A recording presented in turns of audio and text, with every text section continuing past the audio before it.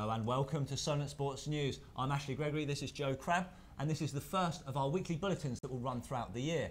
Coming up today, we've got the world's main sporting headlines and a series of packages produced by our very own news teams. Ben Stokes will not travel to Australia with the rest of the Ashes squad. He was arrested on suspicion of actual body harm after an incident in September outside a Bristol nightclub. The incident came on a night out that followed England's victory over the West Indies in the third one-day international. The all-rounder has still been awarded a central contract though, meaning he's still eligible for qualification. And Harry Kane netted a late winner for England last night as the Three Lions qualified for next year's World Cup in Russia. The breakthrough didn't come until the 94th minute when Kane turned home Kyle Walker's cross and sent the England fans into raptures. There's plenty more action tonight though as Wales travel to Georgia without star player Gareth Bale and the Republic of Ireland welcome bottom of the group Moldova to the Aviva Stadium. FC Barcelona have insisted that talks should be held over the future of Catalonia. This news follows the social uprising that led to Catalonia independence referendum that saw thousands of Catalonians take to the streets in protest. And Lewis Hamilton was fastest in a rainy second practice session at the Japanese Grand Prix. Hamilton said the car is feeling much better than it was in Malaysia. Teams were reluctant to run though because each driver is limited to just 4 sets of wet weather tyres for the weekend and only 5 drivers managed to set a lap time. Over to our packages produced by our news team today in head injuries. Following Irish striker Kevin Doyle's recent retirement from football due to persistent headaches, our reporters have found out more from players, coaches and physios about just how much damage heading the ball can do. Headaches from heading the ball. We've come to AFC Tottenham to see how this will affect the first team players' approach to the game and how will it affect their long-term health. Concussion, a problem that's gone under the footballing radar in recent years, has come to the very forefront. Central defender Jack Smith suffered a different type of head injury last week during his match with Wimborne Town. Basically, it was a minute before half time. I went up to head a ball and unfortunately received an elbow to the lip. Dropped to the floor immediately and it required stitches, required hospital treatment. Despite his Terry Butcher-esque reputation, he still has worries about constantly heading the ball and how it already hinders his day-to-day life. Yeah, well, it's something to think about, especially in my position, centre half, where that's 90% of my game. So stuff like that does make you think at times. I know it sounds silly, but even little things at home where you kind of put something down and then within a second you forget about it. And I know that might seem normal to a few people, but at my age that shouldn't really be happening. So you do kind of, in the back of your head, think about it. A study in 2009 showed that nearly 250,000 under-18s were treated for sport and recreation-related brain injuries. Concussion is a type of traumatic brain injury that can stretch and damage brain cells. Here's neurological physiotherapist Ted LeBrock to explain more. The brain inside the skull is suspended in fluid, and as the skull hits the ball hits the skull, the brain actually carries on moving, so it knocks against the inside of the skull, and it's these small contusions, the bruising of the brain as it hits the inside of the skull, that would lead to the headaches. AFC Tottenham's manager, Louis Langdown, believes this is a matter for scientists to discuss, as no data will be collected for several years. I think there needs to be some proper research into it, absolutely. We're guided by science these days and common sense, sometimes less common sense and more science, but ultimately there needs to be some empirical evidence, I think, to either ban or make a judgment call on heading. It's a sport after all. We're here, we make a decision to play football, well aware of the injuries that may come. There are bones snapped, ligaments snapped on a daily basis. Will people head the ball? They might. Those that want to make a ban or put some hysteria around it, then they really need some empirical evidence, in my opinion. Even if some of his players look at heading injuries in a different light, he believes that it's more about the makeup of the individual and not the risks associated with it. Something that I think players will either head the ball or they won't, and we have one in our team that doesn't head a ball, and we have another lad who'll put his head wherever he can to head a ball. I think it's innate, it's a character thing. Thomas D at Teswood Stadium for Solent News. Wow, some really interesting stuff there, Joe. I learned a lot. Quite concerning, quite a few sports being head injuries are quite an issue as well. But yeah. And there's controversy afoot in women's football as the FA's restructure of the Women's Super League means that teams such as the Millwall Lionesses can't progress up to the top division because of financial restrictions. Jack Moss reports. Since the FA introduced the Women's Super League 2 in 2014, clubs like Millwall have been able to go from strength to strength. But last week, plans were announced to redevelop the WSL, creating one 14-team professional league. Having finished third in the spring series under Southampton-based manager Lee Birch, Millwall have been one of the favourites to win the WSL 2. The Lionesses got off to the best possible start with a 3-1 win over Watford. Just 4 days later, though, their promotion hopes were shattered when the FA announced no teams will be promoted this season. Instead, a new first and second tier will be created based on non-footballing criteria. Birch says he was expecting some changes to be made, but not quite so soon and to such extreme. I'd been to a meeting previously quite a while back, but it wasn't talking about this restructure, but sort of knew that they wanted some sort of restructure. So yes and no, really. I knew there was something coming, but maybe not to this extreme, maybe. When the move was announced on Twitter, at least from an outside perspective, the changes seemed unexpected. The public weren't the only ones to find out about the changes online, though, as Scottish midfielder Lee Nicol told me. I got home and I read up, and yeah, I didn't really believe it because we hadn't really been told, we hadn't really been warned. We just found out on social media, so that's why I was like, nah, like it can't be. Like surely we'll hear more. They might send a representative to come and speak to us, and yeah, I was just a bit gutted in the way that we heard about it. The new licence criteria for WSL clubs means players will need to have a minimum of 16 hours contact time per week, something that may prove difficult for those that already have full-time jobs. One of the players this could affect most is Millwall captain Ashley Hinks, who works as a global customer service manager. The need to balance life outside of football with the FA's new plans have left her future in limbo.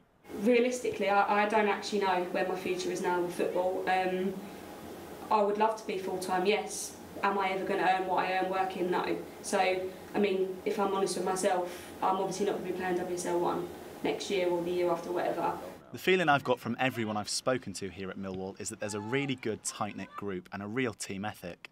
At a time when they could end up battling for contracts at other clubs, everyone here seems to want the same thing. They want to be in WSL 1, but they want to do it together. I want it as a club. I want as this team, I want this team to be able to go together and have that opportunity. As an individual, I love it, but I want it with Millwall. And we are pushing forward as a club, definitely on the field. And I told this group there was no ceiling, and all of a sudden there is, and that's been put on, and it's not going to be because of on the field stuff. And we found out one game in, we already won our first game, and now to find out that yes we could win the league or come second or even and you're not going to get promotion. You're now potentially going to have the likes of West Ham, Derby, potentially step up into that league. Like, how do you even get there just through money? You have to have a base. Like West Ham have a history of failing their women's team. Now all of a sudden, because they got grief for doing what they did, they've now decided to back them because they looked bad. They're now backing them, so they're what going to leapfrog us, for example. So will the FA's ambitious plans for the WSL benefit women's football as a whole, or will it leave clubs like Millwall at risk of losing their best players? Jack Moss, Solent Sports News. It's such a shame because you've only seen the women game growing from that. But they're not the only teams to be affected because Portsmouth Ladies have also been impacted by the same changes. And our reporters have been to Pompey to hear from their players and staff about their problems. Portsmouth Ladies are one of the clubs that will be affected by the changes made to the Women's Super League. Changes to the league include a minimum level of financial investment, an academy at each club, and financial fair play with a squad cap. Jay Sadler, the head coach of Portsmouth Ladies, says the FA are rushing this decision. I can understand why they've done it. I personally think it's 2, maybe 3 years too soon. In all honesty, it hasn't really gave many of the teams time to plan, especially with no disrespect to some of the teams, but some of the smaller teams that don't have a massive backing from a full-time men's time. The knee changes will allow off-field matters to dictate who will be in the top divisions, with results and matches not playing a part in who makes the top tier of women's football. I think it's a shame that results in a way have been thrown out the window. The girls obviously know that we want to go and win every game and perform to the best of our abilities. But any club can apply, so you're looking at other clubs in our league that may be below us and they can apply for second tier if not top tier, and is that fair? In all honesty, probably not. The changes to the league are due to be implemented in the 2018-2019 season. However, the coach is adamant that the rebranding is not allowing clubs enough time to prepare.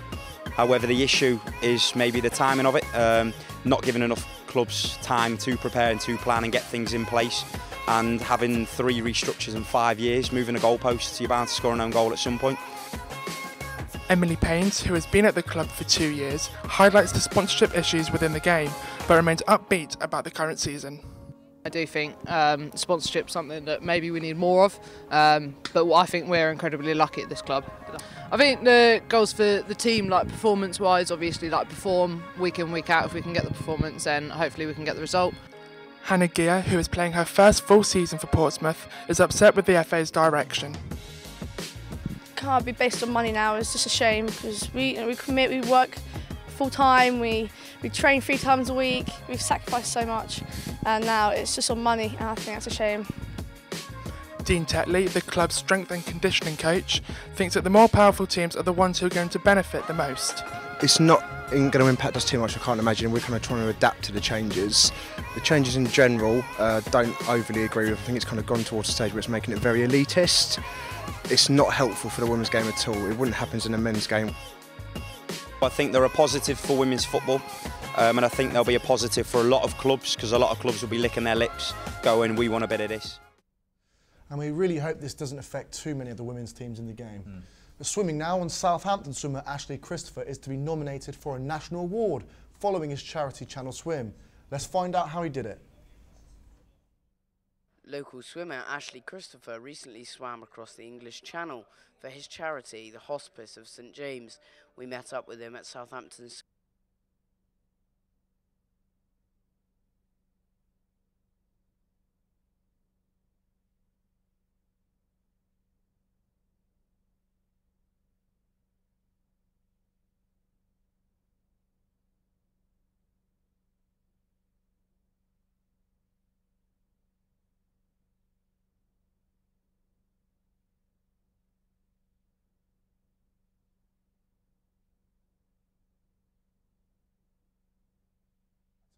We're having a few technical issues there, so we do apologise. Sorry about that. But Ashley Christopher, he works for the charity of St James, which is a homeless charity, and he managed to raise over £3,500 in his attempt to swim the channel, and he completed it in 13 hours and 40 minutes. Really good stuff from him. He must be very proud of himself. Yeah, absolutely gruelling work, and we're really proud of him here at Solent Sports News.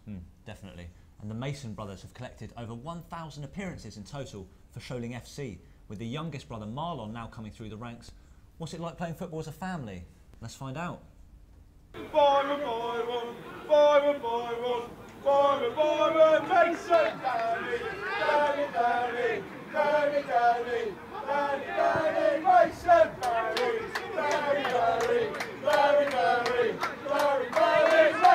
Barry, Byron, Dan and Marlon.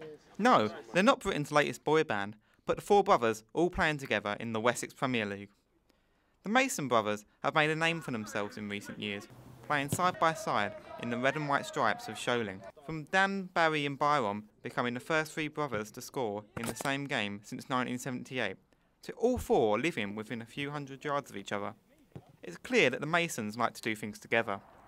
But how did the brothers all convene at the Universal Stadium? I was the first one to come here because our cousin Marvin was here, and from Eastleigh, and Bai joined from Eastleigh. I told him, he stopped actually playing football. And I was like, you're crazy, don't stop, can't just come up here and have a go. And he's like, okay. And he came up and he's been ever present in the first team. Start off in the reserves, ever present in the first team, and been a solid key for us. Then D-Dan come up and started off under 16s, was it? Under 16s, made his way up, went out on loan this season, we won the Vars, come back and he's ever present again in the first team. And then obviously Marlon come up, under 16s, took a year out, didn't he? Took a year out and then come back. I took two years out, and I come back last year. You'd think with limited places, sibling rivalry would flare, but not in the Mason household. The only tension comes on the PlayStation pads and the virtual pitches of FIFA. He's a student, he's got a lot of time in his hands. We work. I don't know now, 5 seconds. Whoa, it basically goes out. No, shut up. When you're ready, mate. Of course, though, it's their real-life talent that matters the most. And when it comes to being the best on a non-virtual pitch, each Mason seems to be as good as the last. It's not really the best, to be honest. It's hard because obviously, as a big striker, number 9, who scores the goals, obviously he's your man. as a captain and midfielder, we're just going to do box to box and tackle and win headers and grab the game by the scruff. It's obviously that's what I try to do. As a quick winger, who's going to get you up the pitch and get at people and provide goals and score goals is obviously Baz, and obviously Marlon is obviously a young prospect coming through, gives you as much energy as anybody else is going to give you on the pitch. If I played in his position, he'd be better than me. If I played in his position, he'd be better than me. If they played in mine, I'll be better than them. So if we put all four of us attributes together, we'd be the perfect player. But what future aspirations do the Masons hold? With Marlon's youth, Dan's prolific goal scoring, Byron's midfield dominance and Barry's tricky feet, is there any chance we might see any of the brothers further up the football chain? But D, he's 25, scored a lot of goals, like 100 odd goals in 100 odd appearances. So for him, he can keep going up. For me, obviously, I'm 32 now. I've played at good levels, my county and stuff like that, and being academies when I'm younger. For me, it's just playing now with my brothers and enjoying my football because I still love it. And for Bar, even now he gets offers from, say, Conference South and stuff like that, so he can still push high. It's just what he wants to do, and obviously Marlon's real young, so it's how he progresses, got loads of time. Whatever the future may bring for the Mason brothers though, the experience of playing on the same pitch as your family is one that can never be taken away from them. This has been Will Perridge reporting for Solent Sports News.